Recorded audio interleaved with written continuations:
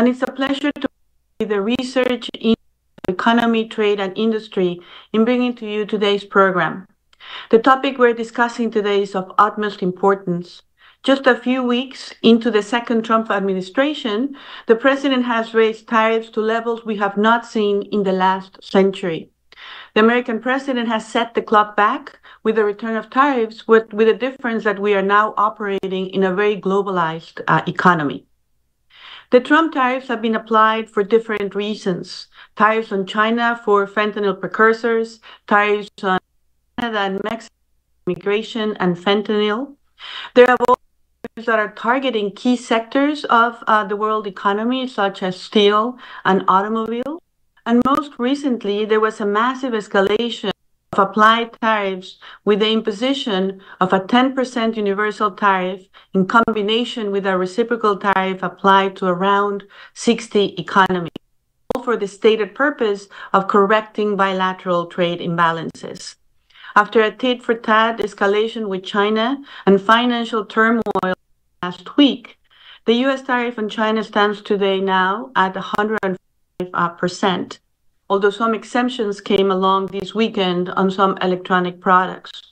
The reciprocal tariffs on everyone else have been paused for 20 days, but the rest of the tariffs on autos, 10% universal, those all still remain in place.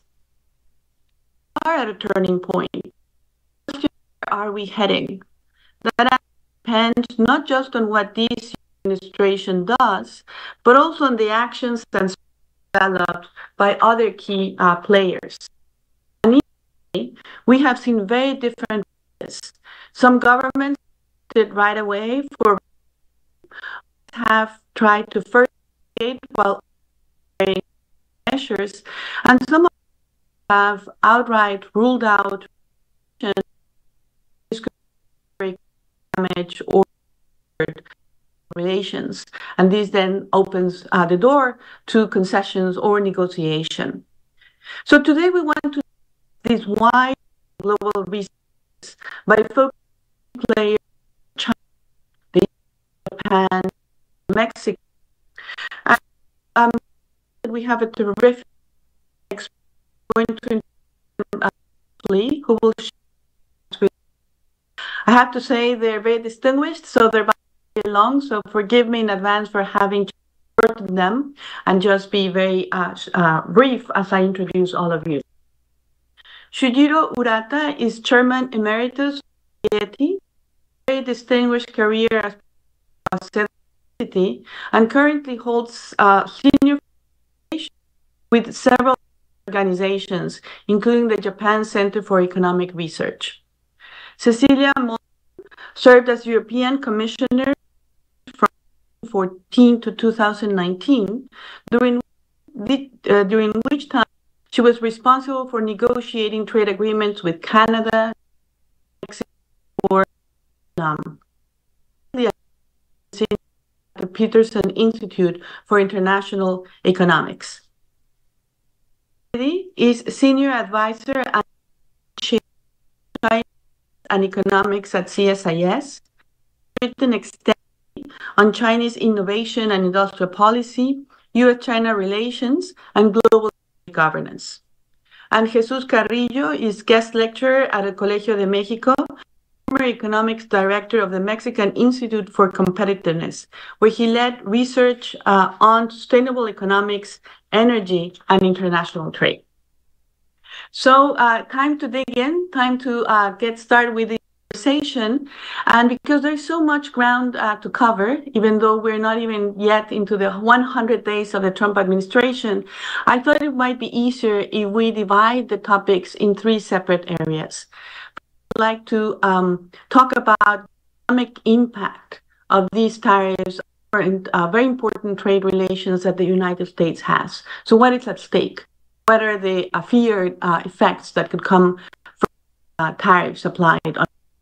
Second, I would like to explore what are the trade-offs that this governments are thinking about when they decide what to do next, how to respond, negotiation, retaliation, collective action, and so forth. And lastly, I would like to open up the conversation to what would be the long-term implications for the future of supply chains, of the trading system, and perhaps whether we are now triggering diversification away from the United States. So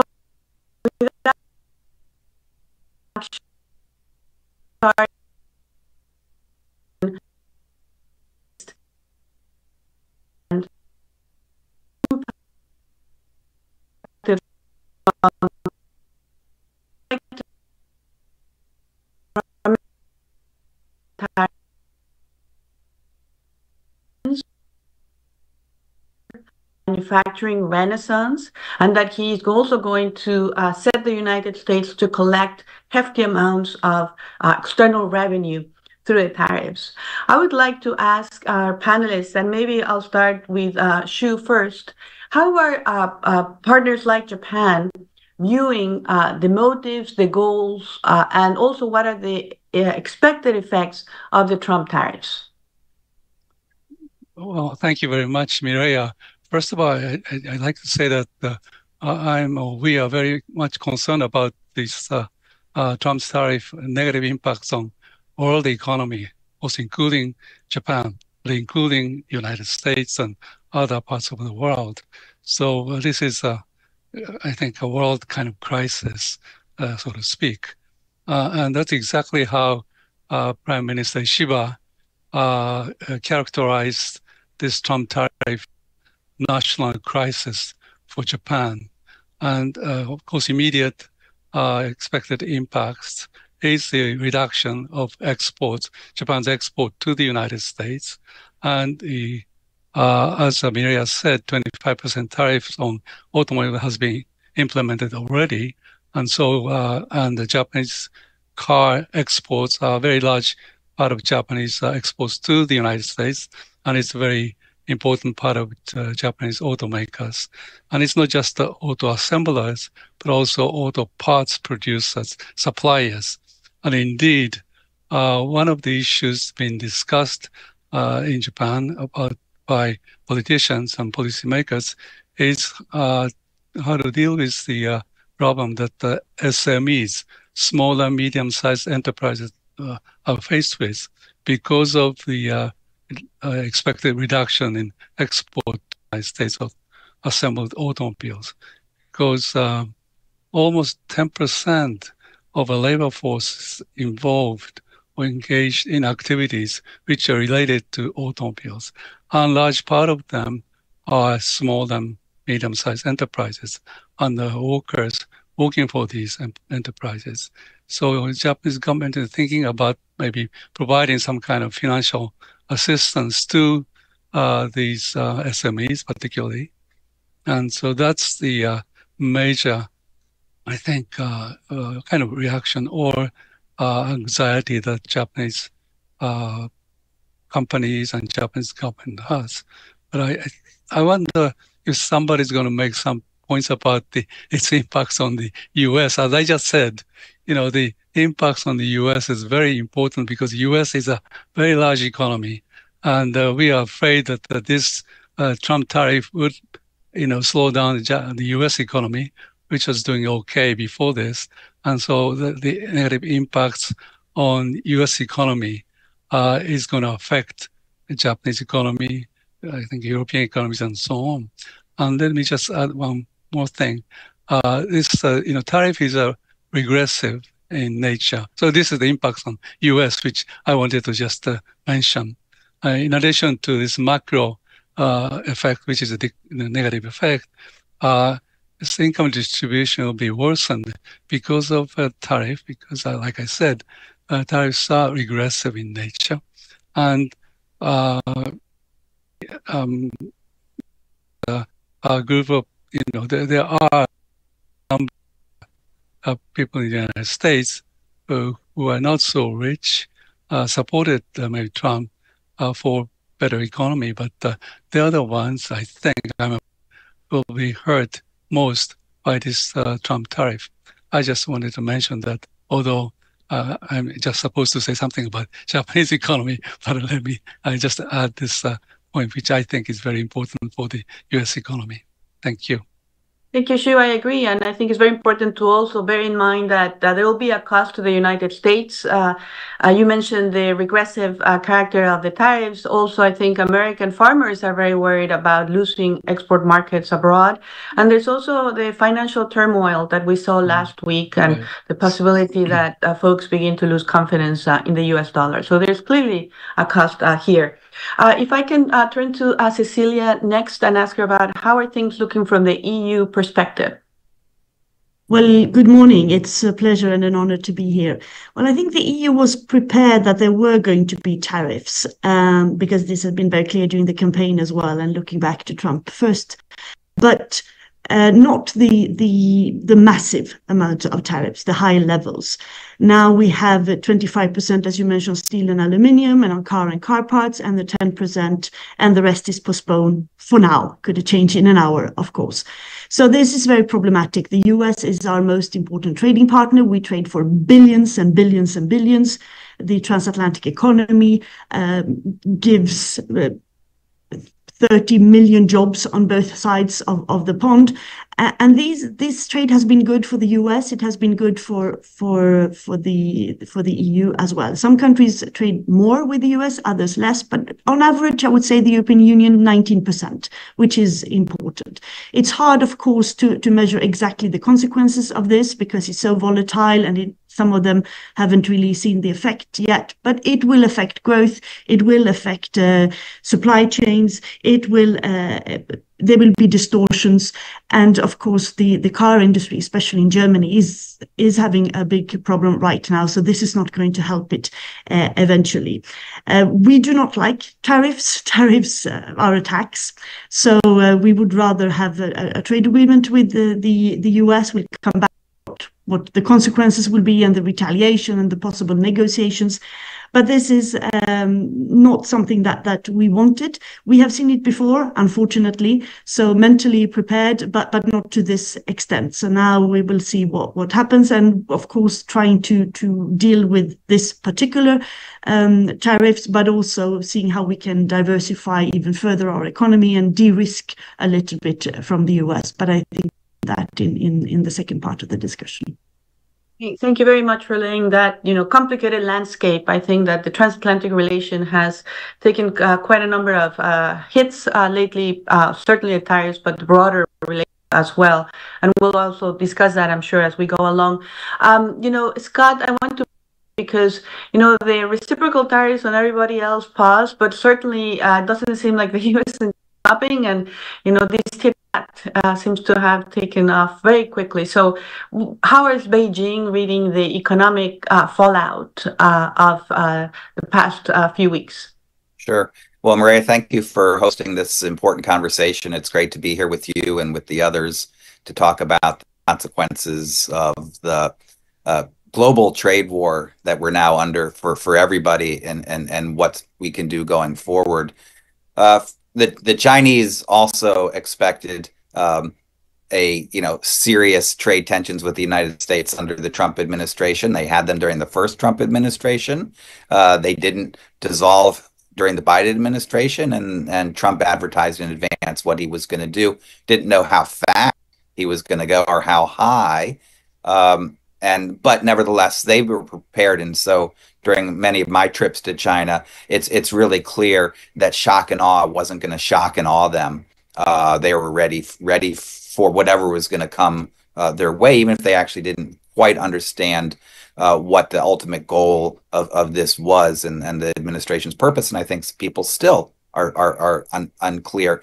In terms of the economic effects on China, they've done a lot of math about and modeling about what the consequences would be, and those range from a knocking off about 0.5% of GDP to potentially 2% of 2 percentage points of GDP from an economy that actually grew last year at 5%. We can debate how real that number is, but off of that number, that's the 0.5 to 2%, and the difference is really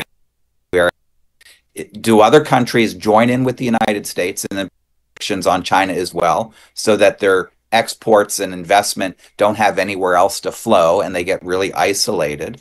That's the first big factor. And the second one is, what will the size of the Chinese stimulus be to promote domestic consumption and investment when you lose that export market? Exports are only about 14% of Chinese exports now, down from about 20% several years ago. So the direct hit is not as much, but those are the two big variables. And so how China and the US engage in negotiations with everybody else who's in this program and all those other countries is going to probably have the biggest variable on the direct impact on the Chinese economy. Now, certainly, the other thing to look for in the impact is how much U.S. and Chinese economic relations are going to suffer. We've, with the pandemic, even with de-risking, that supply chains are sticky. We still have innovation in manufacturing. The U.S.-China trade relationship still about $650 billion a year. You have 287 Chinese companies listed in the United States with a market cap of 1.1 trillion. You still have a very deep relationship. And so people have talked a lot about whether or not the U.S. and China are decoupling. I still think we're far from that, but you can now see decoupling on the horizon.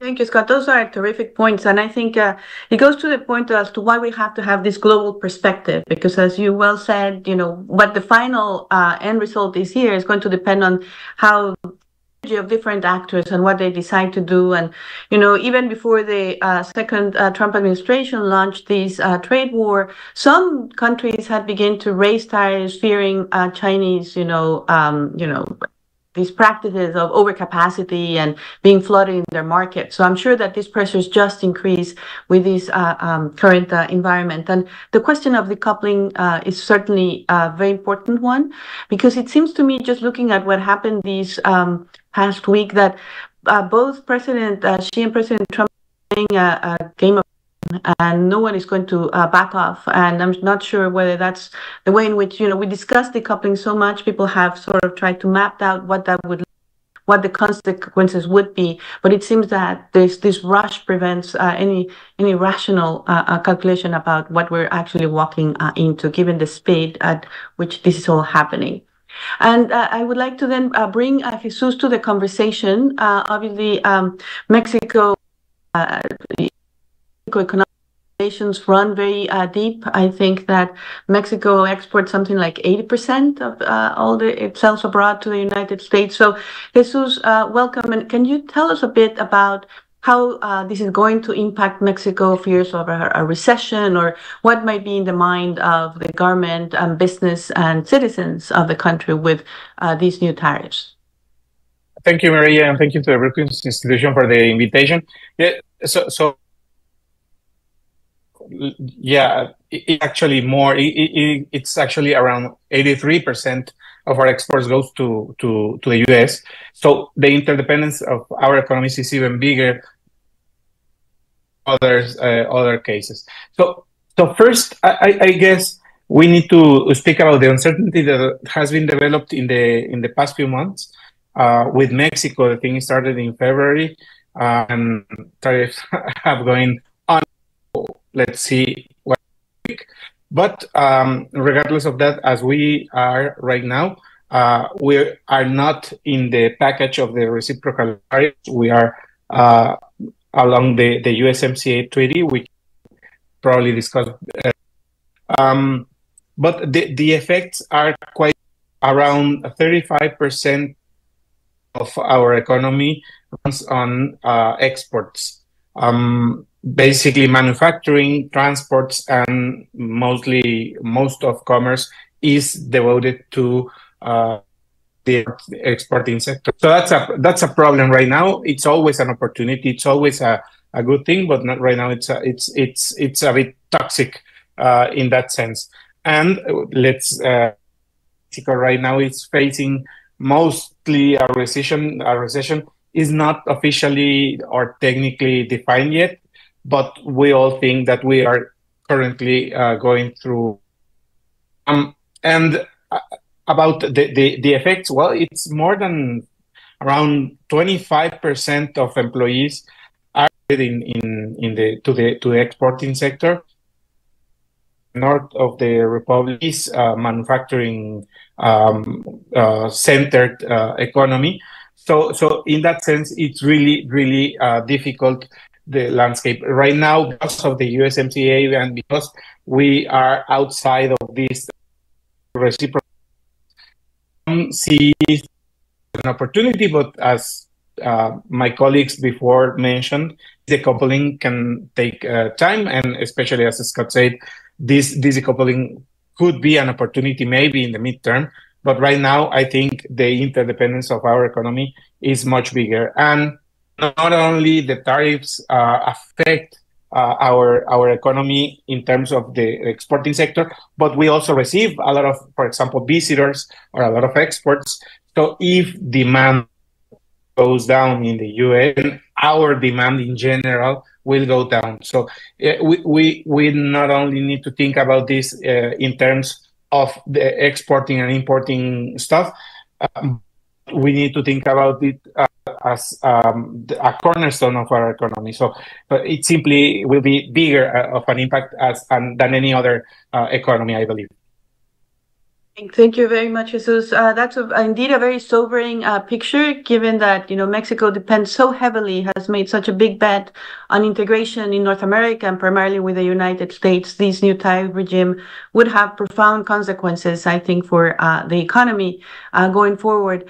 So I think we have now a sort of sense of how these developments are affecting key economies in the world, and I would like to shift the conversation to talk about what kinds of responses we see emerging. And, I think on the one hand, the decision to retaliate is not as simple. There's a lot at stake. I think that many of you have already touched on some of these, because on the one hand, it seems that, if you don't retaliate, then you cannot apply pressure, and that, perhaps the president cannot defy economic and political gravity forever, right? So if the president or the administration pays a cost from imposing these tariffs, that would create some leverage to try to bring the tariffs to an end. So that could be one of the rationales for retaliation. It also could be that your own domestic publics demand a response, that, how can you be the subject of these tariffs and not respond and do something? But, many others, many governments have decided that retaliation is too risky, because, trade wars yield losers all around. And when you retaliate, you also have a cost to absorb, because there's going to be economic harm coming from that. Because the United States is an important player in world affairs, many countries also depend heavily on security guarantees or having a stable relationship with the United States. And they might be worried that, opening up for that retaliation dynamic could actually have consequences that are not just economic, but also have security implications. And if that's the case, maybe you approach the Trump administration offering to make some concessions and trying to open a negotiation. And in fact, I think that we've begun to see some of those responses, and some of the delegations are beginning to come to Washington this week, or having FaceTime meetings with some USTR officials. So this is clearly happening. So I want to maybe, when I ask each of you to walk us through how your country of expertise is navigating these complex trade-offs. Maybe I'll start with those that have gone all-out retaliation to those who are seeking more a negotiated outcome. And for that reason, Scott, you mentioned that this was not a surprise for China, but can you tell us about what is Beijing thinking? What is the game? Can it win this one out? What tools, what levers of pressure, what risks down the road? Sure. This is not China's first rodeo with Trump on trade wars. They did this before, right? And we ended up with a phase one trade deal in early 2020, which the Chinese made a variety of concessions and commitments on regulatory changes, most famously on imports, Actually, a lot of the concessions they made on reg changes have basically implemented those things. At least that's what the first Trump administration, early Biden administration concluded. That's not what was concluded in the most recent report that issued by USTR. But they didn't implement the import commitments because they were unrealistic. Then you had the pandemic in any case. But it's basically really harmed China's sense of trust with negotiating with President Trump. In addition to that, the U.S. In February and early March implemented 20% tariffs total on the U.S. related to fentanyl. So when they came forth with the 34% tariffs, reciprocal tariffs, that got you to 54% in addition to what was already imposed. And so the tariff penalties that the Chinese were facing were already much higher than everyone else. And that's basically why they felt they had to push back, because they were already facing very high numbers. They would have preferred negotiating this on January 20th, and they were already prepared to make significant offers on purchase commitments, investment in the United States, stabilize renminbi, etc. But they were prepared for a fight. I think they also, and I think I think they feel that they have a variety of advantages that in this game of chicken, as you describe it, that they are able to last quite a while. China's diversified its trading partners, as I mentioned. The U.S. is now only 14% of Chinese exports directly, even though some more now flow through Southeast Asia and Mexico. China's technology capabilities are way better. Less access to technology will be less harmful. Of course, the Biden administration, through its de-risking approach, already has restricted Chinese access to advanced semiconductors. China's financial sector, a big weakness of the economy, is a strength in this fight because China's financial sector only accounts for 60 is the equivalent of 60% of China's GDP. If you take its stock markets and everything, the U.S. by contrast, its stock markets are 172% of GDP. So you saw one of the reasons President Trump backed off last week is the huge negative effect signal sent by the U.S. stock markets. It doesn't matter if Chinese stock markets go to zero, it's less of effect on the Chinese economy. And so in addition, China is the #1 trading partner for over 100 plus countries. So isolating them is going to be quite tough. So in a game of chicken, the Chinese have a lot of reasons to stand tough. And I guess the last thing is, for China, this is about basic economic foundations and the existence and the rule of the Communist Party. For Trump, this is a war of choice. This is about politics in his political standing. This is not about really the ultimate foundations of the American economy, although he's putting that at risk. And so the Chinese are in this, as they say, to the very end. Thank you. Very, very interesting, especially that point, that last point about resolve and the stakes, and how for China this is really existential, foundational, and they're ready to go tough all the way. Cecilia, if I can turn, the EU did respond last time around with some retaliation. I believe that they had just voted to do so again when the pause came. Walk us through how the EU is signaling both retaliation and the possibility of negotiation, and what do you foresee happens next? Yes, and I think it's correct, as you earlier described it, that this is much broader than just tariffs. It's also about security.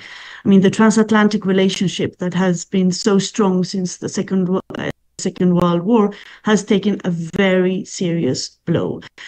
I would say that the statements by Vice President Vance at the Security Conference in Munich, the despise shown vis-à-vis Europe in this famous Signal app, and also the fact that the United States President talks from the same hymn sheet as the President of Russia when it comes to Ukraine, has really pained Europe a lot. This has the transatlantic relationship is severely damaged. It will take a very long time.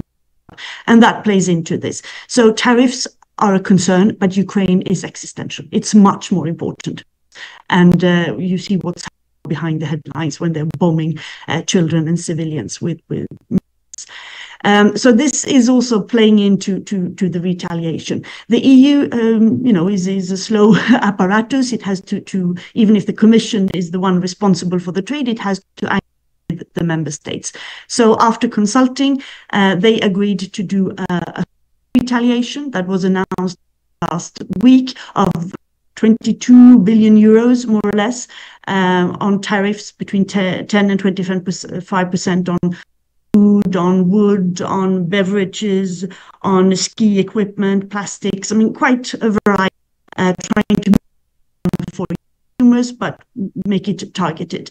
That was a retaliation for the steel and aluminium tariffs only. And then the president of the Commission said that we have a longer list prepared if we have to be tougher. And we also have other weapons in the arsenal. The EU has a new instrument called the anti-coercion instrument, which gives it very broad possibilities to also address financial services, digital trade, through taxes, through exclusion from the internal market, etc. This has never been used. Only a few hours after the president of the Commission, Ursula von der Leyen, had announced these counter, the polls came from the White House. And then the Commission said that, okay, we will also, as a signal of good faith, we will withdraw ours temporarily and try to have a negotiated solution. So the Trade Commissioner, Maroš Šefčovič, is right now, as we are speaking, on his way to the US to try to see what can be done. He has already been here twice without any success. And the problem is that it's not only about tariffs. President Trump has expressed a long list of annoyances vis-à-vis Europe, to everything from VAT, which is domestically decided and has nothing to do with trade, to tech rules. And then there's also the Ukraine and the Greenland dimension. So it's a lot it's not only tariffs. The European Union has offered a 0-for-0 agreement, take away tariffs on goods. They're quite low, so it wouldn't be very difficult to agree upon. But of course, a negotiation is that we give, but we also take. So you have to find something there. So I don't really happen in those talks today and tomorrow, but the European Union is talk. I think it has signalized a great openness to sit down and find a negotiated solution that is good. But it also has all these retaliatory measures there, could be quite easily activated should the conflict escalate. But for the moment, it's negotiation mood, and then let's see what happens. Thank you. And if the anti-coercion instrument that was developed, I think, with China foremost in mind, were to be applied against the United States, and what would be the economic and political fallout of such actions. So clearly we need to keep an eye on these very pressing developments. Jesus, the international press has given very high marks to President Sheinbaum. Some would say that maybe she's the new Trump, in the sense that she's managing a very, very difficult relationship, because with Mexico, it's not just, the tariffs, it's the border, it's drug flows, the perfect storm, if you will. And I believe that President Sheinbaum has said that she might consider some retaliation measures, but she would not disclose which ones. But she did make some concessions, I think, sending some leaders of drug cartels to the U.S. To transfer that jurisdiction. So can you tell us about what is Mexico's strategy? Is President Sheinbaum handling this with extreme depth, or is she making too many concessions and not getting enough in return? I would really love to hear the telephone conversations of President Sheinbaum and Mr. Trump, so we can really if Trump has congratulated her. Yeah, so let's remember that when this began in February,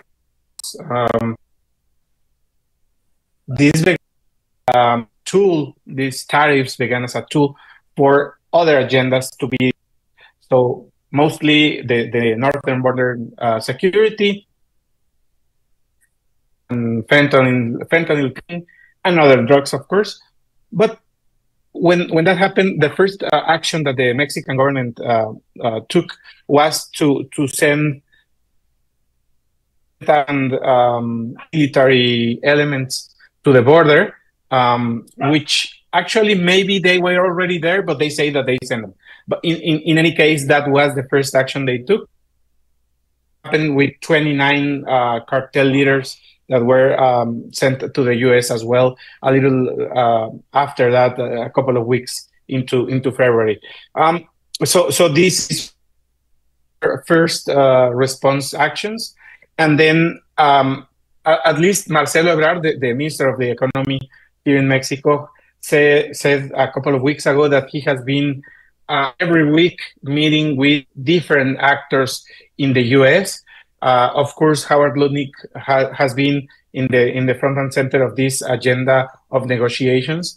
And yes, the government has delayed these retaliatory tariffs. In 2018, 2019, the Mexican government imposed tariffs on and cheese and liquors, especially whiskey, against the tariffs on aluminum, and those lasted a year and then came to an agreement. So I think it will also be some kind of retaliatory tariffs targeted to some politically committed or politically active communities. What we have been hearing here, not only from the government, but communities and business communities that have been supporting the government, they are also working with local governments and the capital. So, for example, if you look at Michigan exports, which is a swing state, of course, they are 40% exports to Mexico. So also, when you look at Wisconsin and the food industry in Wisconsin, they really rely on the Mexican economy, on the Mexican consumers to keep producing and to grow. So these states, and this especially swing states, Pennsylvania and the industry, and of course Pittsburgh and others, with the carrying, also are really related to Mexico. So the dialogues within the U.S. with local actors has been really important. And when you the expressions of the car industry, especially the three big companies, it clearly they clearly are aligned with the Mexican interests, not just because they are Mexican interests, but because they are regional. As we have stated before, these interdependent, not that little. Maybe these are really, it's really an asymmetric relationship in general terms. But when you look at particular industries, we really are not that asymmetric when it comes to the effects of this tariff. So I think that's why the dialogue has been very successful. And at the end, we will talk about USMCA, but at the end, US policy, Trump policy. So it's simply not that easy to get rid of everything in there. So I think those are some responses, some of the guidelines, response of the Mexican, not only federal government, but also the business community. Thank you, Jesus. I appreciate very much the point about it's important to cut in different ways this issue of asymmetric interdependence, and that Mexico does have some more leverage than the aggregate figures would suggest. Just on this, I want to follow up very quickly on the future of the USMCA. Can it survive Trump's policies? What is your? I know that the agreement has to be renegotiated by 20 or reviewed. 26, and if not, a different complex calendar kicks in. But in general, do you think, are you optimistic about the resilience of the USMCA? I think it is on life support right now. And I think it will be like that for the next year, at least. But I think it will survive first because USMCA is the survival of NAFTA under President Trump's first term. So I think when President Trump renegotiated the agreement and converted it into USMCA, there are some important ones, especially in the labor sector.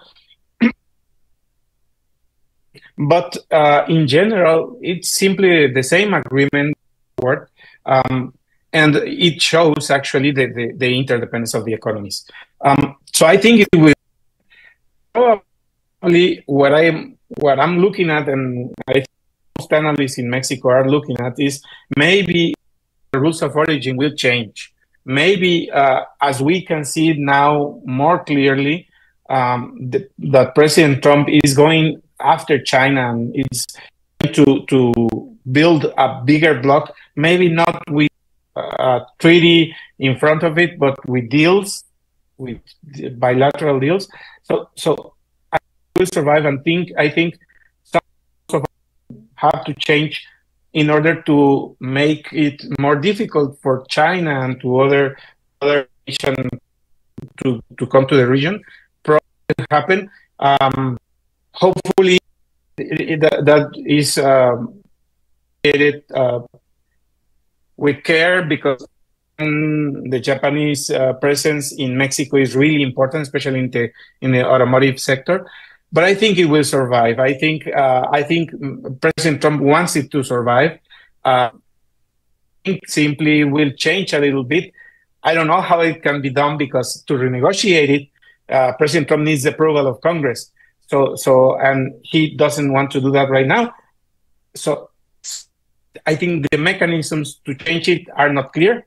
Maybe those will be with some other pact in top of the USMCA, but I think in the end it will survive, yes. Thank you, Jesus. And Shu, let me then turn to how Japan is approaching this challenge. I think it's different, say, the European Union coming this week, in the sense that outright to retaliate. I think it was interesting from some senior officials saying that they're not part of the that's not something that Japan is interested in. So, and the Trump administration in this way is not in the target of Japan. Coming and they've negotiated with Trump before. There was a U.S.-Japan trade agreement, but I wonder see the prospects of this time around. One, because that U.S.-Japan trade agreement did not protect Japan; they were still slapped with the tariffs, but also because I think that the Trump administration may want to add many other non-trade issues to these talks. And it could be that Japan has always said we should not mix trade and currency policy discussions, but the Trump administration, I think, wants to do that. There could be questions about defense burden sharing. And in general, what do you think the Trump administration will ask of Japan, and what is Japan prepared to give? Good questions. That's exactly what the reason for Japanese delegation coming to to find out what Mr. Trump wants, which include not only economic issues, but also security and exchange rate and so on. But let me just begin by saying that the retaliation is not a viable option for Japan for several reasons. One, of course, is the national security. We depend on the U.S. for its national security, so we don't want to jeopardize our relationship with Washington, D.C. And also, in terms of retaliation, you need some leverage to kind of fight against these tariffs. But Japan doesn't seem to have much leverage in this, so we cannot really retaliate, and the retaliation is not that possible. And also, as you mentioned, in the first administration, Prime Minister Abe came to the U.S. and to talk to him, and then we didn't retaliate. And a lot of politicians in Japan thinks that we got the relatively good kind of treatment in terms of getting U.S.-Japan trade agreement, although U.S. seems to have violated this. But so we got some reasonable deal from first Trump administration because we didn't retaliate. Some people think that way. So is not an option this time either. Now, when it comes to a negotiation, first thing I guess they're talking about is that I'm repeating myself that the U.S. has violated this U.S.-Japan trade agreement, and also U.S. is violating WTO rules. It's not the bilateral relationship, but the U.S. is violating WTO rules. So that I want to make sure that statement, that point will be raised by Japanese delegation.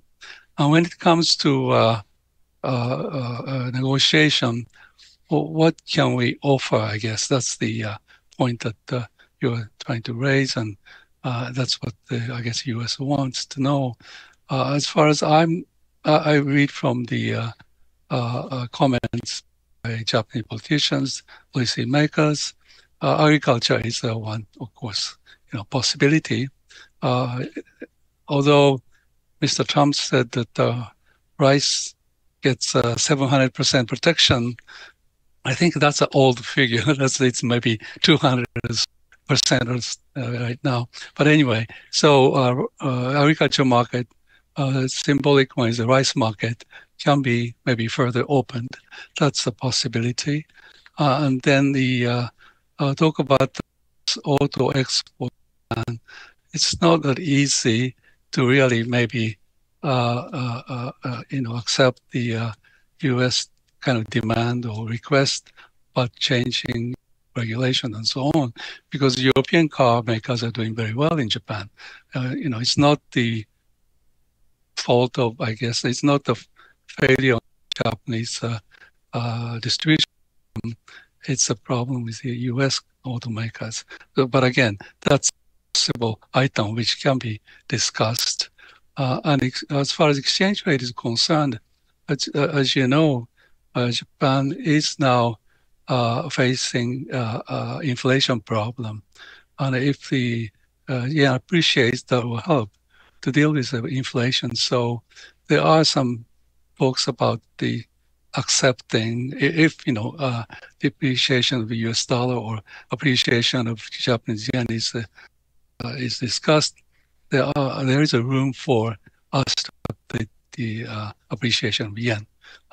That's a possibility because inflation problem now facing. About military, I'm not quite sure. People say 3% GDP, that may be too much. Got 2% is, the 2% is done, pretty much done. Now, I think another issue I think Japanese wants to make is the investment. That's, Prime Minister Ishiba said Japan is the largest investor in the States, and he's interested in see more investment in the U.S. because that will help the U.S. revitalize its manufacturing sector. And so Japan wants to show its support, so to speak, given to the United States in its attempt to revitalize its manufacturing sector. So I think that's the kind of attitude the Japanese delegation or Japanese negotiating team will have to work with to deal with that the U.S. is faced with. So this is the kind of attitude that the Japanese government is trying to really explain to the U.S. counterparts. You should. That's very. I think there's going to be a lot of attention paid to Japan's experience because I think everybody is taking notes, trying to sort out what is the Asian dynamic with this second Trump administration. I'm about to turn on consequences of that. I want to remember the audience, if you have questions, please send them our way. I'd like to bring some audience questions. We received some in advance, but always happy if there's some questions that have been triggered by the conversation that you're hearing with all the panelists. So, thinking about the long term, I had many questions, but being realistic about the time left, I'm going to discipline myself and ask just a couple before I move on to questions from the audience. And the first question is about, whether the decision of the Trump administration to go all out with these tariffs and the way in which it has done it, where there's also a lot of confusion about goals, but also about which tariffs stay, go, and at what levels. I want to ask what this means for the possibility that there is a big winner and that this creates a strategic opportunity for China. And, it is true, as Scott was saying, that countries are going to be mindful about not, receiving an avalanche of imports from China. But on the other hand, growth opportunities might now look more attractive by stabilizing or deepening a relationship with China. So I would like to ask everyone, and I don't have a specific order. By far than any other. Thomas Sowell on Uncommon Knowledge now.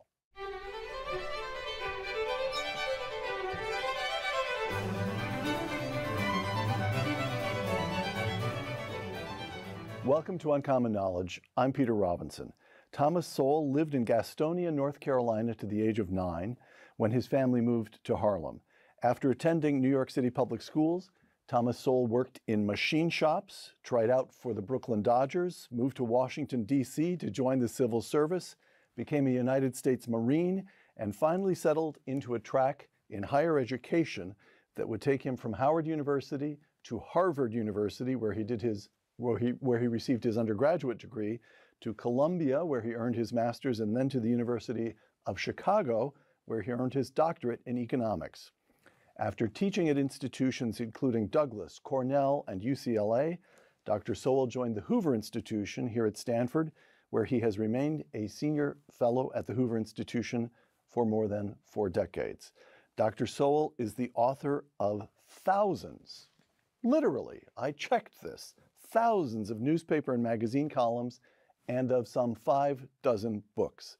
His newest project is a website, Facts Against Rhetoric, which you can find at factsagainstrhetoric.org.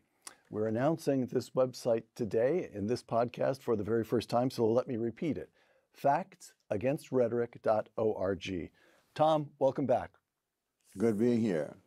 Tom, your website, I've spent hours with it now. It represents a kind of syllabus or curriculum for the right way, the correct way to think about modern life, with topics ranging from culture to economic issues to education to war and peace. Why did you go to the trouble of pulling these materials together? Wouldn't students come across this material in ordinary college courses in any event? No, I thought of it as enabling students to get an education despite being in college. All right. Questions, all my questions today are drawn from the website, or use the website as a point of departure. Economic issues. Under the heading on the website of economic issues, you provide a link to your classic work, Basic Economics. A brief passage from that book. I'm quoting Basic Economics. Empirical questions are questions that must be asked if we are truly interested in the well-being of others. Perhaps the most important distinction is between what sounds good and what works. On the one hand, what sounds good, on the other, what works. Why is that distinction so important? I guess it was because rhetoric and visions play such a large part in higher education that the question of whether some vision is correct, what they believe is correct. I saw recently a replay of something by AOC, the Congresswoman, yes, from New York. And as I listened to her, I just was amazed that there seemed to be no factual issue as far as she's concerned. She just pronounces things to be so, and that's the end of it. And unfortunately, I think too many certainly, college students and students in high school, for that matter, are introduced to a certain vision of the world where, for example, the capitalists are exploiting the workers and so on. And they just memorize that, and they talk about it as if it's a known fact. And there's no developing in those students the ability to look at two different views and try to figure out which of them is correct.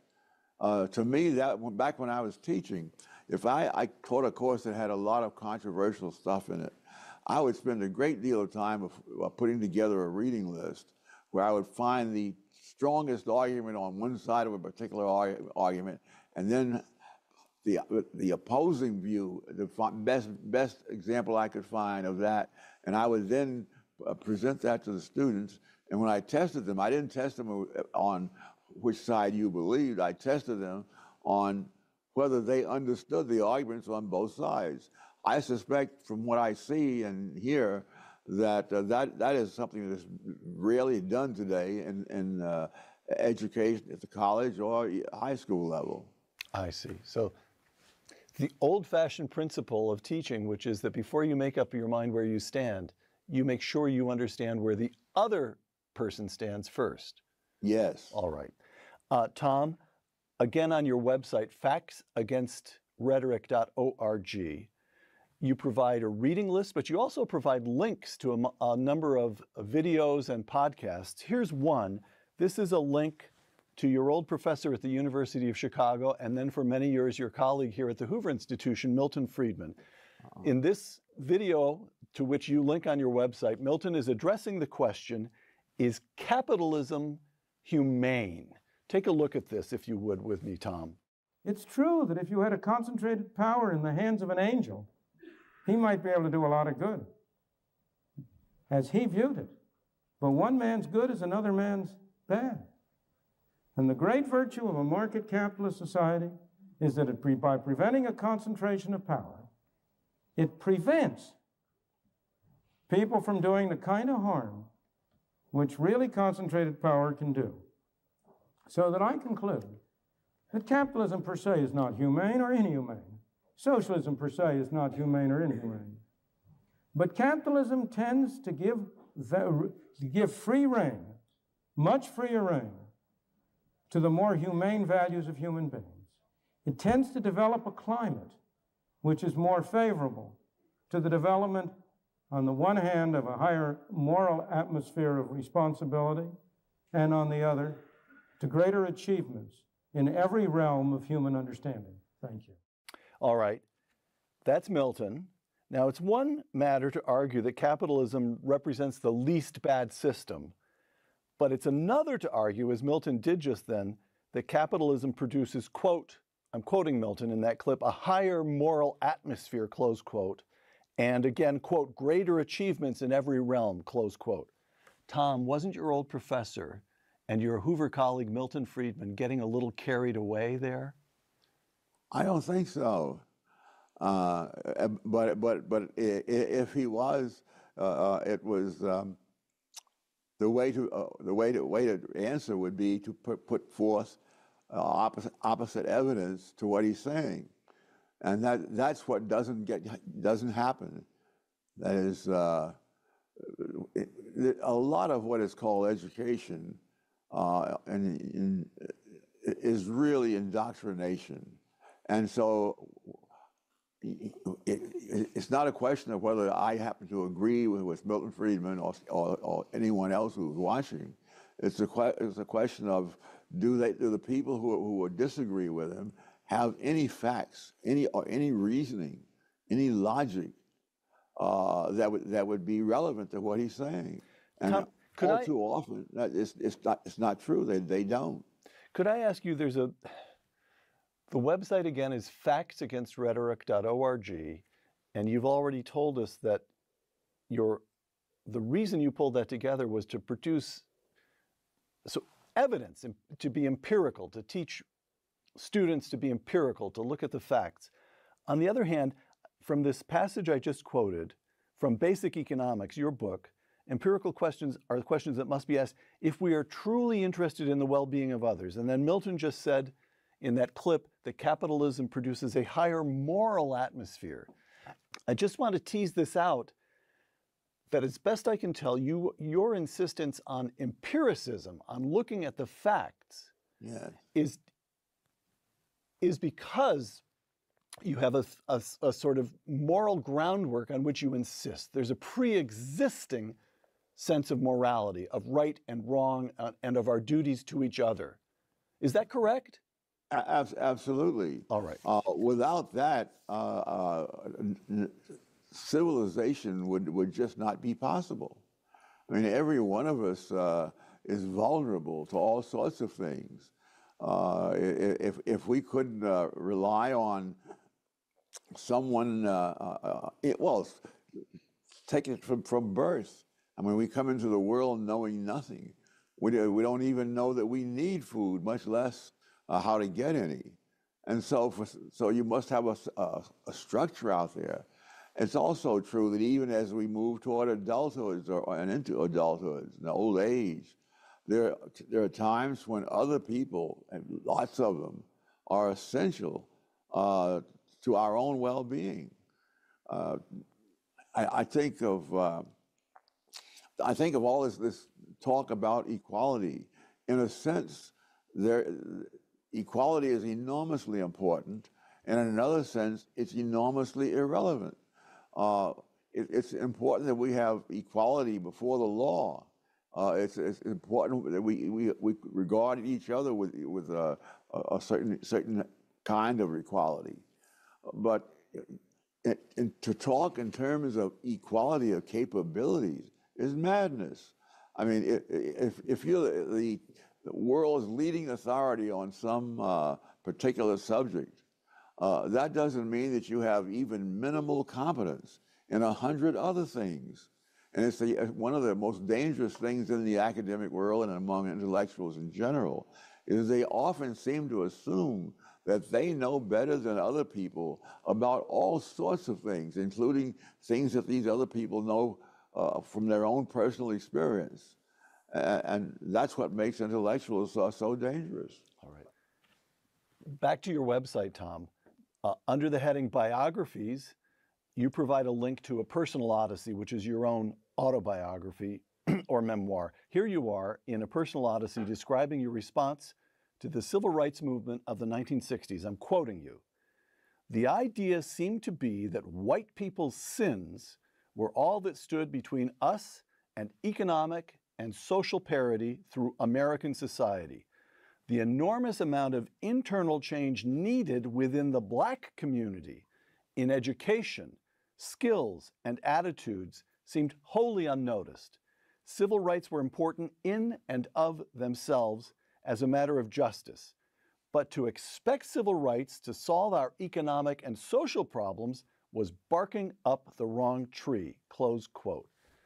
Tom, this notion that civil rights, as important as they are in and of themselves as a matter of justice, but that the Black community needed, and I'm quoting you again, internal change. Could you explain that?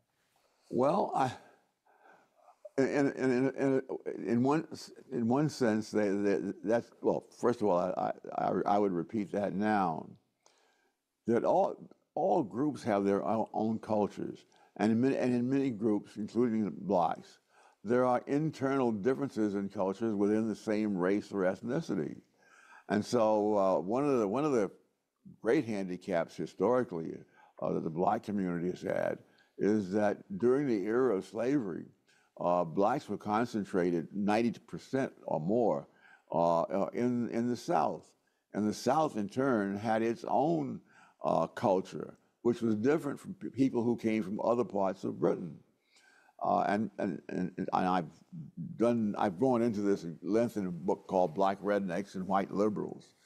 And the people who came from the South, they had this culture when they were back in Britain, where they were called crackers and rednecks and things like that. And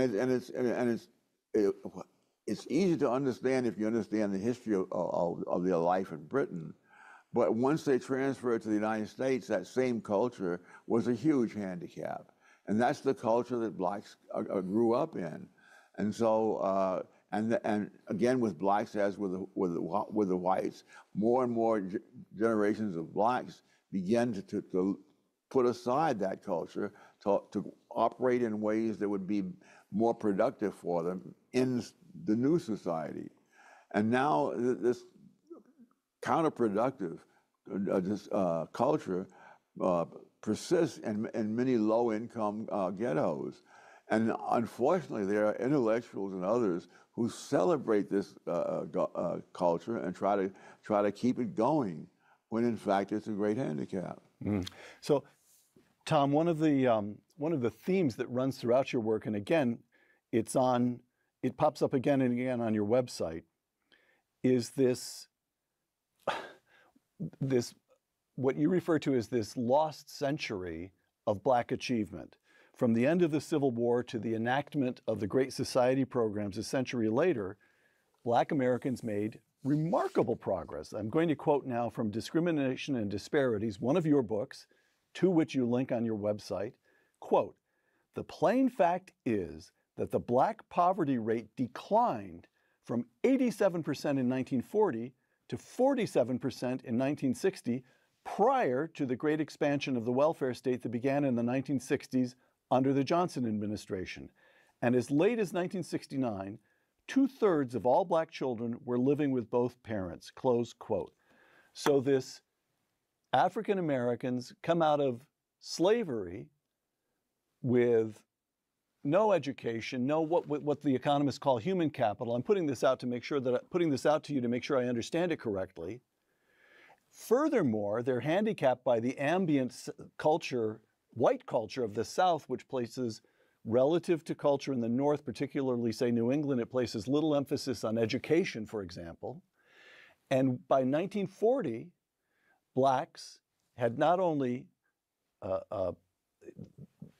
begun to better themselves economically, they'd begun to achieve education, they had begun to move into certain trades. You remark elsewhere that African Americans are making progress, in particular in construction, for example. They have, by and large, intact families.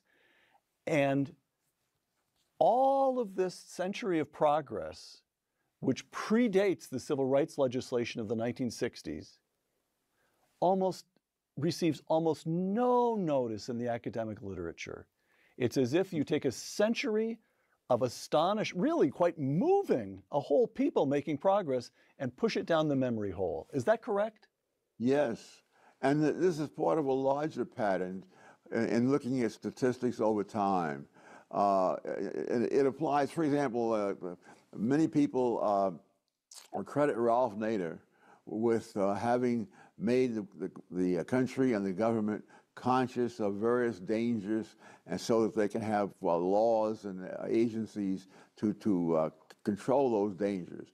And they'll point out that Ralph Nader's book, Unsafe at Any Speed, put him on the map when he argued that American cars were being made without regard to safety, and that the corporations were put more emphasis on styling, and that was costing people's lives and so on. And then after that, these government agencies came in, and then if you follow the data, the death rate in automobiles went down, and many people think that that's a convincing argument. But if you're looking at statistics over time, everything depends upon the date that you arbitrarily choose as the beginning. And so if you were to go back 30 years before Ralph Nader, you would find that automobile fatality rates were going down, and were going down at a far higher rate than it did after Ralph Nader. But it's only when you understand the importance of picking the right dates. In the case of blacks, I would pick the period from, say, 1940 to 1960. In 1940, 82% of black children were raised with two parents. After the 60s, and all the social things that happened, that fell to 17%. And so you destroyed one of the key institutions of any society, the family, and its influence. And that's the consequence. Similarly with things like violence. The homicide rate among black males fell during the 1940s by 18%. It fell again by 22% between 40 and 50. Now in the 1960s, which is when all progress is assumed to have begun, the Supreme Court began creating new constitutional rights for prisoners and criminals, and almost immediately, beginning in the 1960s, the homicide rate doubled, and it doubled. It doubled after 3 consecutive decades of falling homicide rates for the whole country. Now, you know, some things can be coincidences, but I don't think that qualifies as a coincidence. But so much of what is said, and you can go through things about the women's rise and so forth, where you find the very same pattern. Right. So, Tom, again, let me quote, if I may, from Discrimination and Disparities. This is you writing in that book. There was a far more modest decline in the poverty rate among blacks after the Johnson administration's massive war on poverty programs began.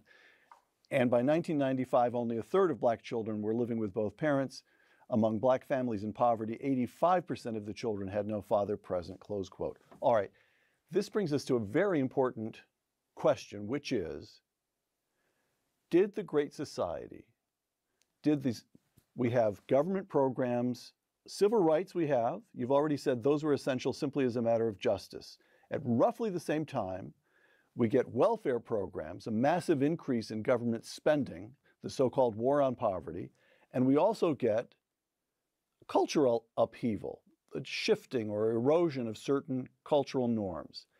And your argument is civil rights the civil rights legislation, equality before the law, was just and necessary and overdue. We're happy that that happened. It needed to happen. But your argument is also that federal money, that the rise of the welfare state and the erosion of cultural norms took progress among black Americans, stopped it, and reversed it. In other words, that they actually did harm, or that they were merely irrelevant. They did harm. And it did harm across the society, not just among racial minorities. You have people who've had meaning taken out of their lives. People, for example, I see in California especially, people who have young people with cars will go into some street area and then do all kinds of crazy driving with the car in order to attract a crowd, and that's what they get. But people who have meaning in their lives from what they're doing, if you have having a family to support, having a child to raise, things like that, that puts meaning in their lives. But when all of that is taken out of their lives by the government, and especially when the government is paying people when they have no husband present, and not paying them if there is a husband present, you're subsidizing a social change that is doing far more harm than whatever incidental good you're doing just by handing out some money. All right. Tom, education. We spoke a moment ago about the internal change that was needed in the black community.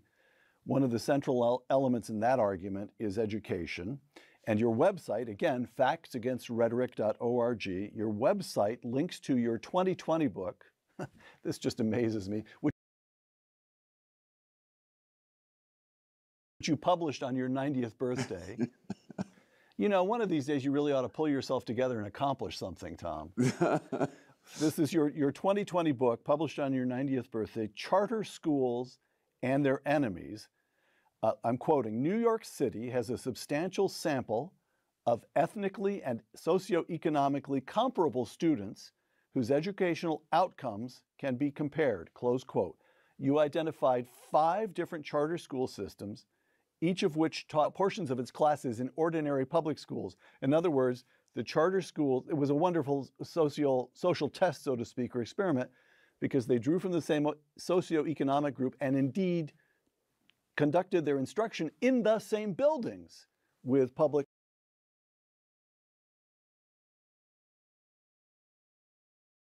school students. And you produced two main findings in your book, Charter Schools and Their Enemies. Here's the first. You found that charter school students, especially Black and Hispanic students, outperformed the public school students. And the second in that same building. In the same building. You've got, in one example, only 7% of the kids in one public school passed a math proficiency exam. Among the charter school kids on the other side of the wall, being taught in the same building, the figure was 100%. So let's pause with that finding. How can that be?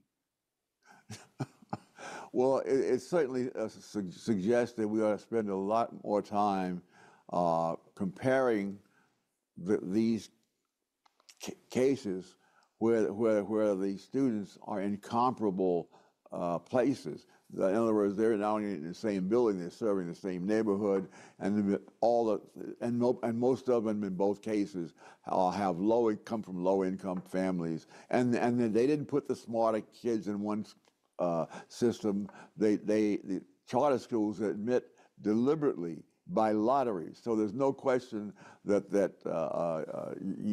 they're picking the smartest kids to start with.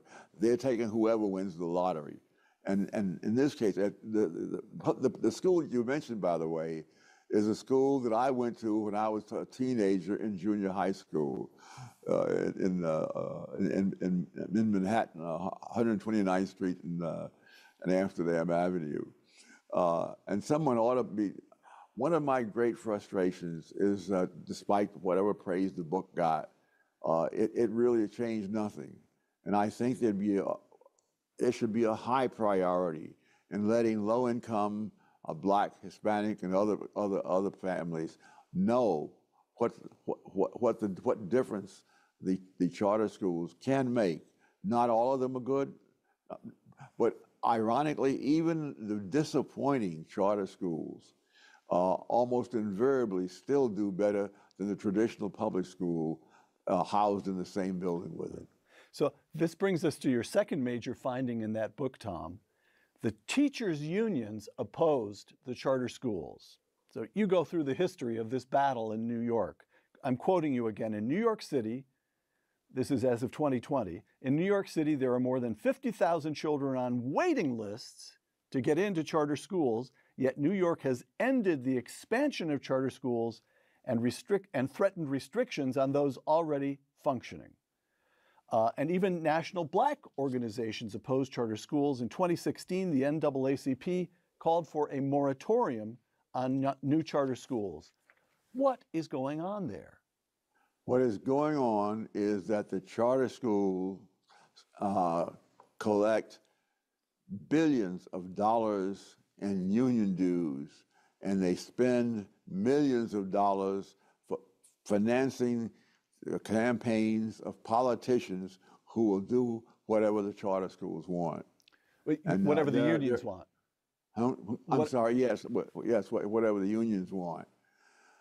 And it's painful that even people who started out wanting to give parents the choice of where to go to school, when they learn about the political realities, they realize they're not going to get the charter school or get the teachers unions money if they don't try to stop the charter schools. And the kinds of things that are done to stop them. For example, in various cities around the country, where there's been population loss over the years, there are plenty of vacant schoolhouses because they're not needed. In those places, not only the whole educational establishment does everything they can to prevent those vacant buildings from being used by charter schools, because New York is not the only one that has large numbers of students on waiting lists to get into charter schools. So in some places, they have simply demolished these schools that have been vacant for years to make sure that the charter schools can't use them. And that's happened in Chicago, in various cities across the country. Try again, if there was some way of letting the people in these low-income neighborhoods understand that this is what's going on, I think we would have we'd have a chance of giving a lot of kids a better education. Tom, since you published Charter Schools and Their Enemies in 2020, a few developments. I'd like to believe that at least some of this is a result of that book. Charter school enrollment nationwide has expanded, up from 12% or almost 400,000 students since 2020, since the year before you published your book. Now, 400,000 students in charter schools is a relatively small number by comparison with the number of students across the country, but it's up 12%. Many of the biggest gains have come in the most rapidly growing states. Over the last 5 years, up 26% in Texas, 21% in Florida. Even in New York, even in your old home state, charter school enrollment is up 15%. And school choice legislation has spread across the country. It's state by state. In the last 3 years, the number of states with universal school choice legislation has risen from 0 to 12. That's since you wrote your book. In 2023 alone, 20 states expanded their school choice programs, and this very year, Texas is preparing to enact dramatic school choice reforms. Tom, have I encouraged you? Yes, but there's another side to this as well. All right. The teachers' unions are well aware of all this, and they have put in all kinds of roadblocks to make it more difficult for kids to be sent to charter schools. For example, in California, the California law has said that charter schools are not allowed to suspend or expel students who disrupt the schools. Now, can you imagine any educational benefit that anyone could imagine will come from that? What is happening is one of the reasons that charter schools are good is that they insist on maintaining law and order in the schools. And so when you do all kinds of things, including beating up teachers, right, the kid doesn't get expelled.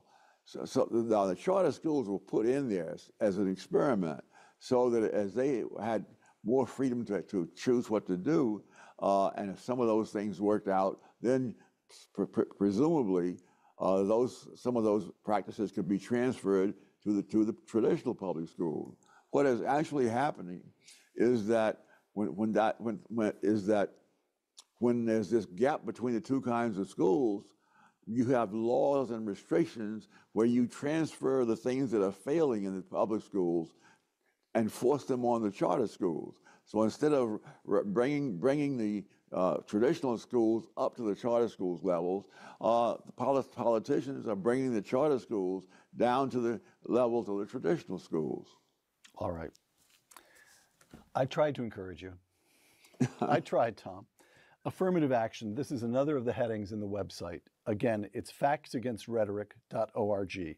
From your memoir, A Personal Odyssey, I'm quoting you. One of the ironies that I experienced in my own career was that I received more automatic respect when I first began teaching in 1962 as an inexperienced young man with no PhD and few publications than I did later in the 1970s after accumulating a more substantial record. What happened in between was affirmative action hiring of minority faculty, close quote. Explain that. Affirmative action impinged on your own life, your own reputation. Well, I could give an example of something that puzzled me for a long time. When I was in the Marine Corps, I was trained as a photographer. And I worked in a photo lab, and in barracks, there were a whole bunch of photographers. I was the only black photographer. And this is down in the South in the 1950s. And I noticed that when some of the other Marines in the barracks, the white Marines from the South, when they had took a picture that went wrong and so forth, they'd come over there and they would come to me rather than to the white photographers. And it baffled me completely for about 20 years. And what happened at UCLA when I was teaching. I was teaching a course, and students said that they liked the course and all. And one young man came to me one day with a textbook, and there was a passage in it which he couldn't understand, and he asked me to explain it to him, and I explained it to him, and he said to me, "Are you sure?" And I said, "Yes, I'm sure. I wrote the textbook."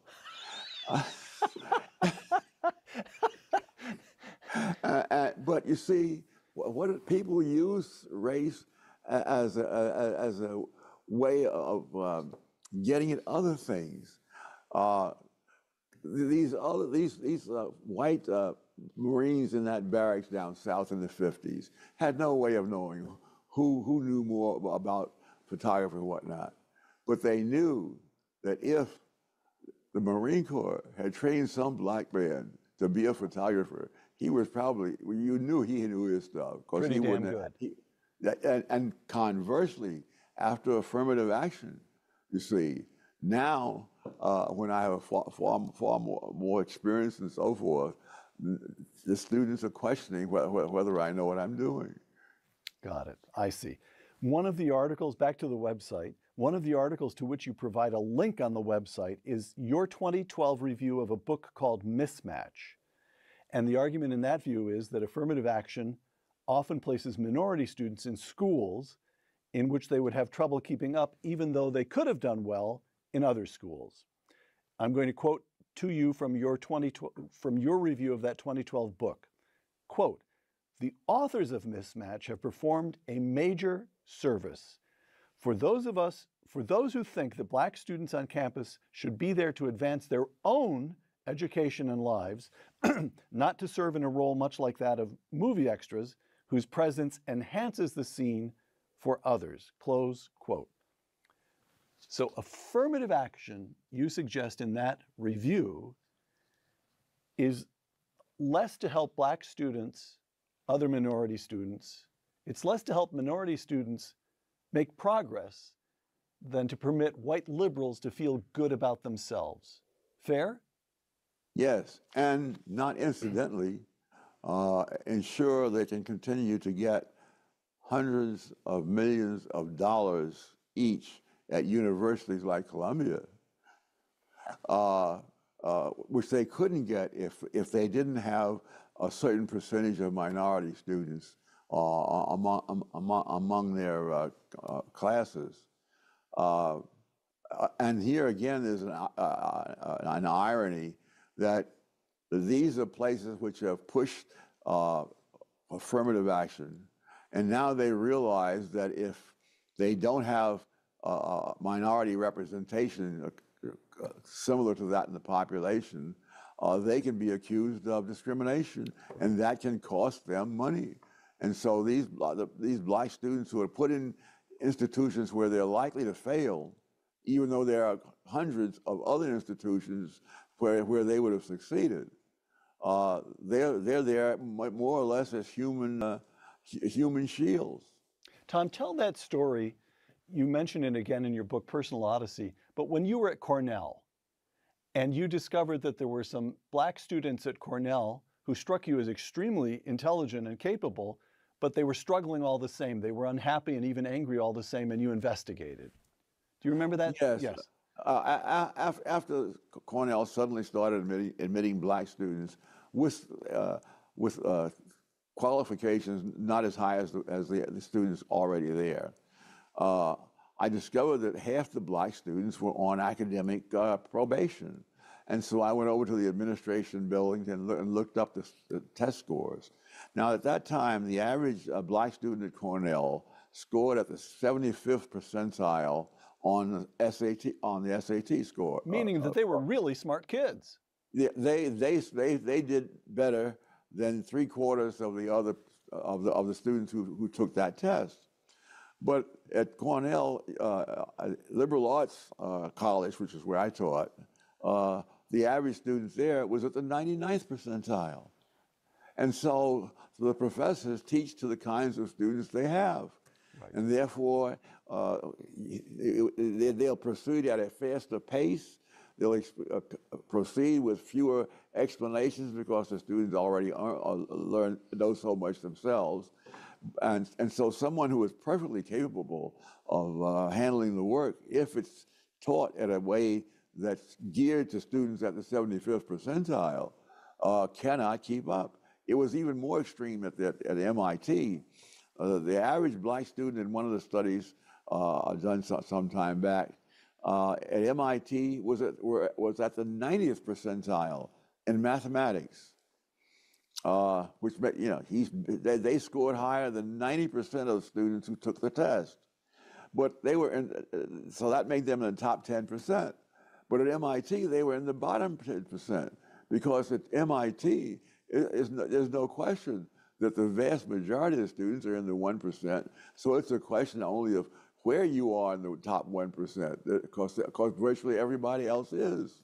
Right. And so they proceed obviously at a pace and a complexity with those kinds of students, which most American students, black or white, wouldn't be able to keep up with. Right. Tom, here's another item to which you link on your website. This is a critique of affirmative action by the late Justice Antonin Scalia. It's a longish quotation, but it's on your website, and I'd like to read it to you. Quote, this is the late Justice Scalia, quote, "I am entirely in favor of according the poor inner city child who happens to be black advantages and preferences not given to my own children because my children don't need them. But I am not willing to prefer that the son of a prosperous and well-educated black doctor or lawyer, solely because of his race, should be given preferences over the son of a manual laborer. The affirmative action system now in place will produce the latter result because it is based on concepts of racial indebtedness rather than individual worth and need. That is to say, because it is racist," close quote. Now, it is one matter to say that affirmative action does a lot of harm, and you've just described instances in which it has done harm, taking very talented black kids and placing them in a situation in which they're going to feel inadequate for 4 years when they could have felt at the top of the charts in other institutions. But it's another matter to say that affirmative action, as we've experienced it across this 25 years or so, is racist. Are you willing to go that far? Adjectives are not always the main thing. I'm ready to deal with the factual evidence that minority students do better when they are put in institutions where the other students have qualifications similar to theirs. Got it. And the University of California system is a classic example. That towards the end of the 20th century, the great numbers of black and Hispanic students were being brought into the system, and many of them were being sent to Berkeley or UCLA, the two top campuses in that large system. And they were doing very badly. And as they admitted more and more black students, the number who were graduating declined absolutely. And so that was clearly not working. The voters voted to end affirmative action admissions.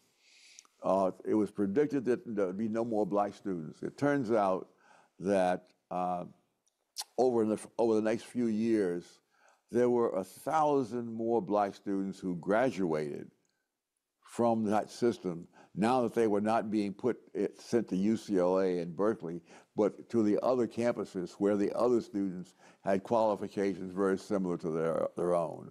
Not only that, black students who are put into these places where they simply can't it's a struggle just to keep from being flunked out. They switch from difficult subjects to tough subjects like from difficult subjects like math, science, engineering, into things like sociology, education, and so on.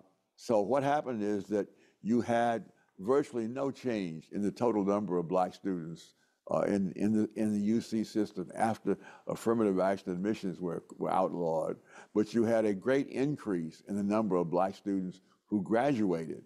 And really, the point of going to college is not to be on campus, but to graduate so you can go out into the world and do something. Right. Tom, I'm going to try to encourage you again.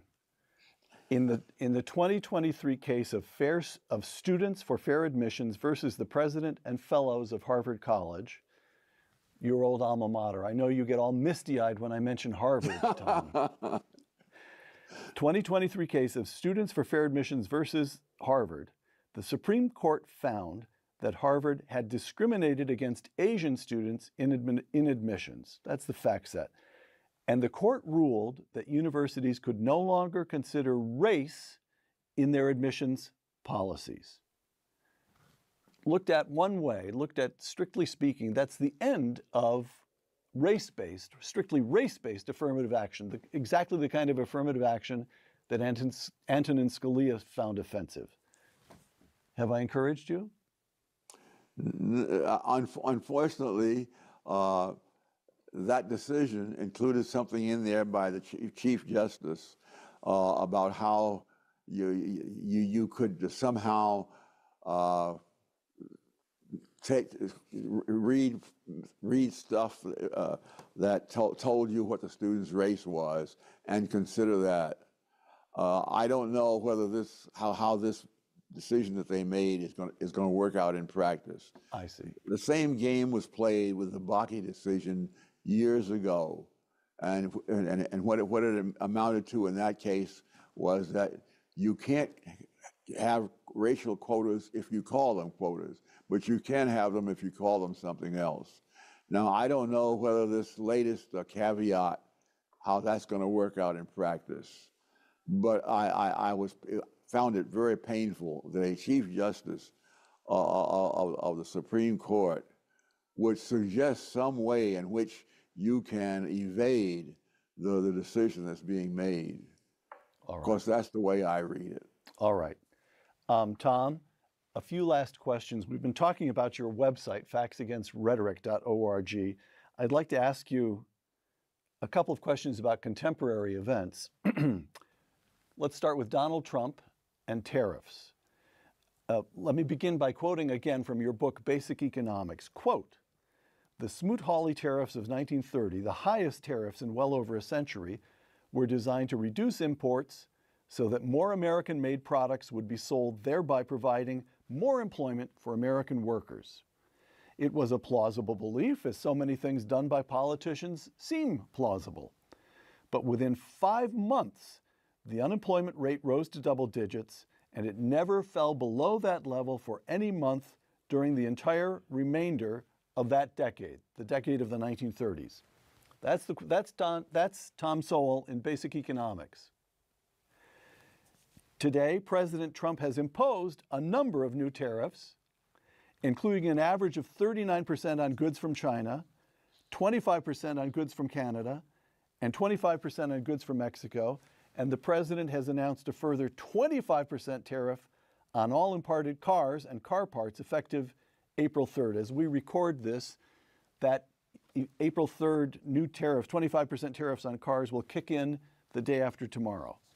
What do you make of the present President of the United States and his tariffs?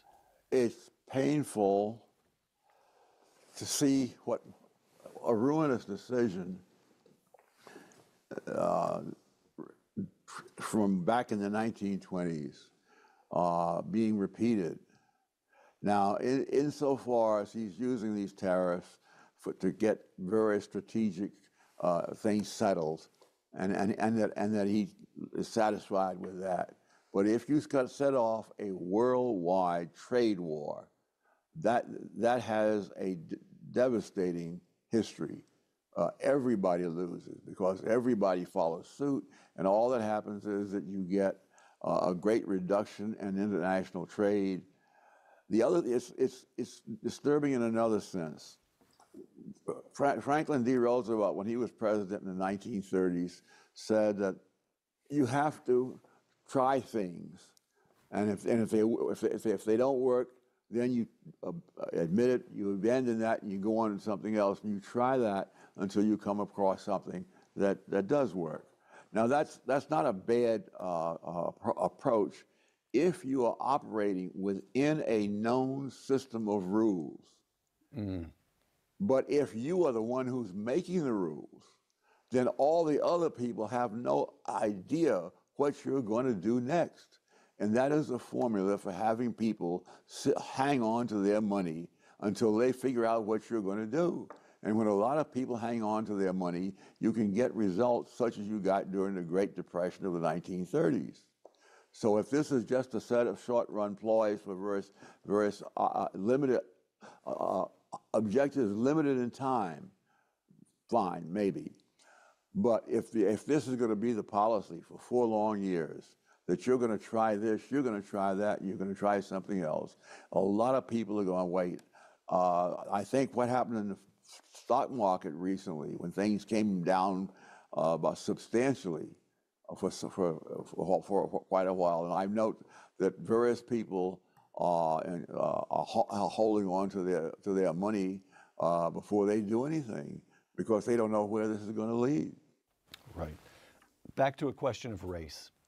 Our friend Jason Riley published a column in the Wall Street Journal headlined, quote, "Trump might have won the first post-racial election," close quote. Now I'm quoting Jason Riley. According to NBC News, since 2012, there has been a 15-point shift toward Republicans among black voters, a 32-point shift among Asians, and a 38-point shift among Latinos, close quote. Once again, I'm going to make an effort to cheer you up, Tom. So on my reading, one of the central questions, maybe the central question of American politics for the last 30 or even 40 years has been whether identity politics would become the dominant mode of all of our politics. And people would vote according to their race. And to use George Will's phrase, we would not be conducting elections. Elections would simply represent censuses. All the white people vote one way, all the black people vote another way, and so forth. And Donald Trump, if I may say so, Donald Trump, of all people, is the one who has demonstrated that we can move beyond identity politics, that we can, that African-American males move toward the Republican side. Now, you can like the Republicans or you can dislike the Republicans, but the argument would be people are making up their minds for themselves as individuals, not simply voting on the basis of their race. Likewise, Hispanics, likewise, and so forth. Does that make sense to you? Yes, and it's one of the most encouraging developments, and one I was surprised to see come finally. One of the reasons, for example, why it's so hard to get a decent education for black kids and low-income black kids is that the black vote has gone automatically to the Democrats by a huge margins for a very long time, and it's the Democrats who get the money from the teachers' unions, for which they will then allow the teachers' union to do whatever they want, regardless of whether that is bad news for the black kids who can't get a decent education. So I think to that extent, it is encouraging. However, Jason Riley writes for the Wall Street Journal, which is an excellent publication, but unfortunately, low-income people are not likely to be reading the Wall Street Journal, and I don't know if there are enough people within the black community, leaders, who have have sufficient interest in making clear what these alternative educational things are like. You mentioned earlier, I believe, that the civil rights organizations have lined up with the teachers union. And I think, quite frankly, they're doing it for the same reason that the politicians do it. They get money from them. I can remember decades ago, a black Democrat that I knew said, the NAACP has become a wholly owned subsidiary of the labor unions. He didn't say that publicly, but he said to me privately. Right. And unfortunately, that's not uncommon.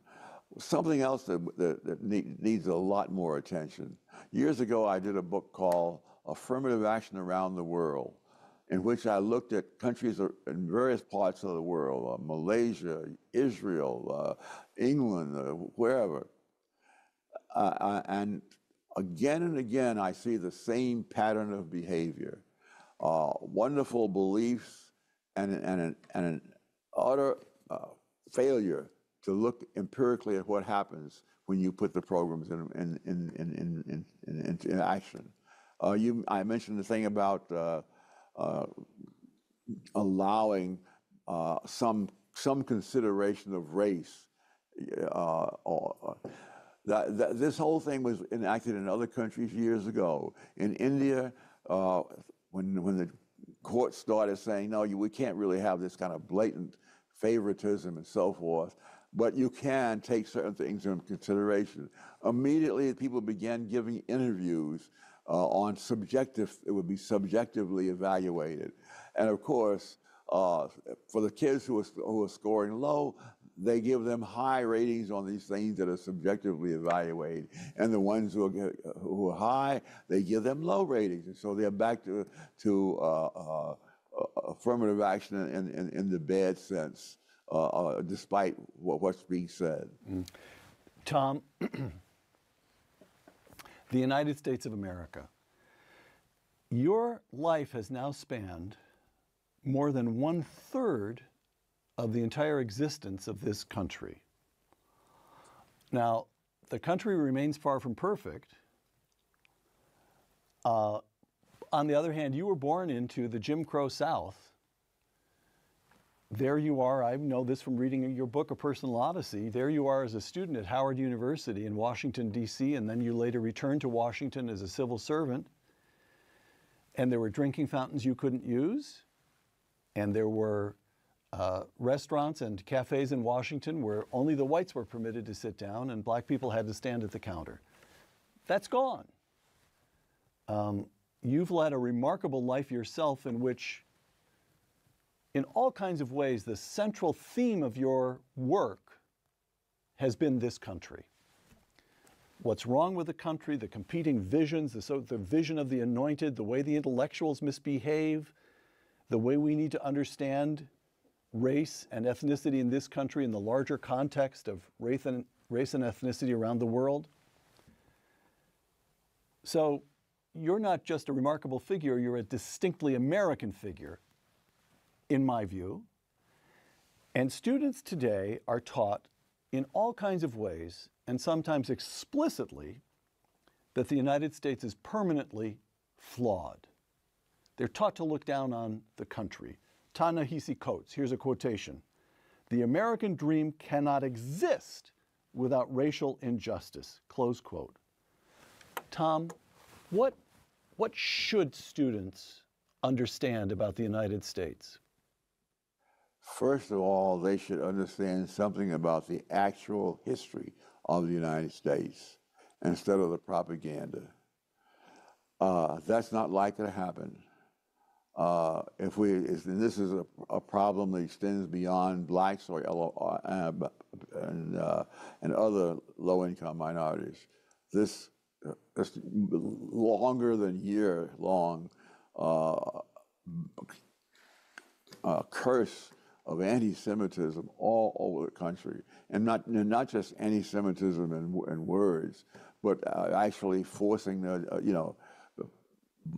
violence and so forth.